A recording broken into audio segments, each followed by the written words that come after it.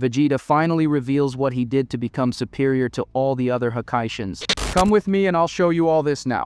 Ever since his days on Namek, Vegeta has harbored an unwavering obsession for power. But it was in Dragon Ball Super that his true potential began to unfold in a whole new way. Alongside Goku, the Prince of the Saiyans immersed himself in divine training under the tutelage of Whis, and later in the direct teaching of a god of destruction. However, unlike his eternal rival, who found his path in Ultra Instinct, Vegeta sought his own path, one that would take him beyond what any god of destruction could imagine. Training on Beerus's planet, Vegeta came to understand the brutality and complexity of the energy of destruction. While Goku sought to master the absolute calm of Ultra Instinct, he surrendered himself to the merciless nature of destruction, allowing his power to grow through suffering and battle. This path led him to Ultra Ego, a form that perfectly reflected his essence as a warrior. Every blow he received fueled his strength, and the more he allowed himself to be consumed by the instinct for destruction, the more powerful he became. The first great demonstration of Ultra Ego happened during the battle against Granola. Even when facing a warrior who had wanted to be the strongest in the universe, Vegeta managed to surpass his own limits and made it clear that his evolution had no defined ceiling. At that moment, he was already at the level of the gods of destruction. But for Vegeta, being compared to them was never enough. His goal was not just to become a god of destruction, he wanted to surpass them. The real breakthrough came in his fight against Gas. Unlike Goku, who relied on more refined techniques and absolute control of his body, Vegeta threw himself headfirst into his new combat doctrine. Gas attacked him without mercy, and with each wound, each crushing blow, the prince smiled. His resilience and ability to grow stronger from the damage shocked everyone, and it was there that the truth began to become clear. Vegeta had not only mastered the principle of destruction, but was expanding his capabilities beyond anything that any god of destruction had done before. Whis had mentioned before that the gods of destruction did not follow a single path to power. Each had their own interpretation of destruction. But over the centuries, none of them had managed to elevate this concept to the level that Vegeta had achieved. His Ultra Ego was not just a temporary transformation or an unfinished ability, it was an absolute principle. Whereas the gods of destruction had to balance their energy with mental control and the conscious use of Hakai, Vegeta threw himself completely into the essence of destruction, accepting it as a part of his existence. Even in front of Beerus, his former master and the most feared god of destruction in the multiverse, Vegeta had already demonstrated something that few gods of destruction could claim: an infinite potential for growth. The gods of destruction had their strengths limited by their own divine natures. They had reached a peak and remained there. But Vegeta was a Saiyan, a race that transcends limits whenever it is pushed to the extreme. None of the gods of destruction, with the exception of Beerus, could keep up with this constant progress.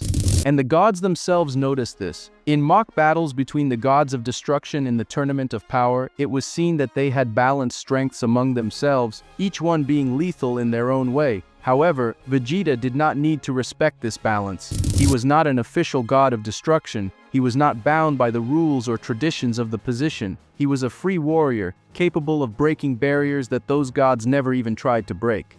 What really solidified his superiority was the fact that his Ultra Ego was not yet complete. Just as Goku had spent years honing Ultra Instinct to near angel levels, Vegeta knew that his form of destruction still had room for growth. This meant that while the gods of destruction had reached their peaks, he was still on the rise. And if at this point he had already become superior to all of them except Beerus, then the question was inevitable: how long would it be until Vegeta surpassed him as well? His training never stopped. Beerus himself saw in the prince a spark that was different from the other mortals who tried to follow the path of destruction. He knew that Vegeta was not just another disciple, he was the exception, and with each fight, with each new limit broken, with each time he rose stronger than before, Vegeta showed that the title of God of Destruction was already too small for him.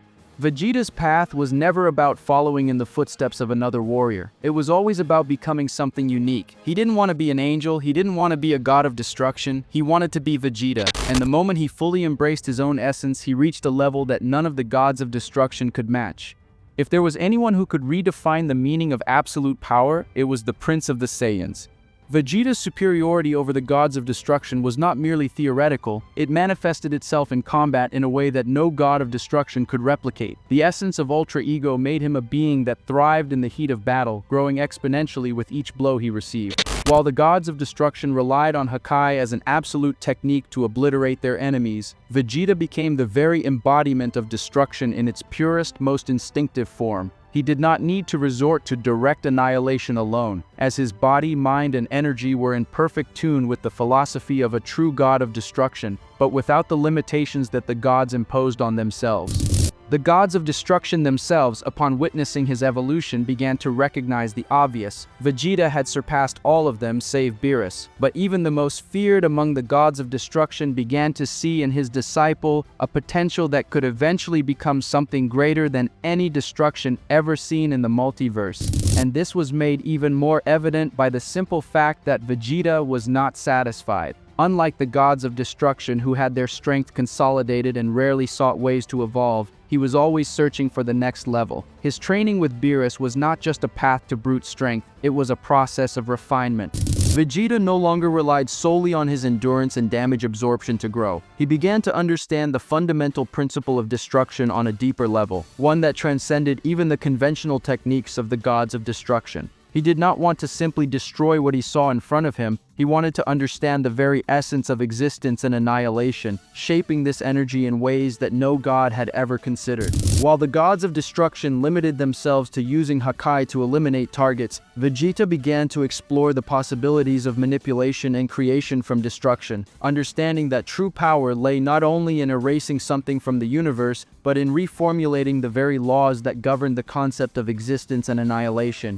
The most impressive thing was that Vegeta didn't even need a divine title to consolidate his supremacy. Unlike any god of destruction whose strength was tied to the status of god of destruction, Vegeta developed as an independent warrior without being tied to any entity or cosmic hierarchy. This made him unpredictable and uncontrollable, a factor that the gods of destruction themselves began to fear. None of them could predict how far Vegeta would go because he was not subject to the rules and limits that restricted the gods of destruction. If Beerus was considered the strongest of the gods of destruction, it was because he had refused to conform to the balance imposed among the other gods. And now, Vegeta demonstrated the same trait but in an even more intense way. The Prince of the Saiyans had become a warrior who transcended divine norms, a being who could in time surpass even Beerus and completely redefine the concept of destruction within the multiverse. The question that remained was no longer whether Vegeta had surpassed the gods of destruction, because that reality had already been established. What really mattered now was how far he could go. His ultra ego was still in the process of evolving, and his understanding of the energy of destruction had not yet reached its peak.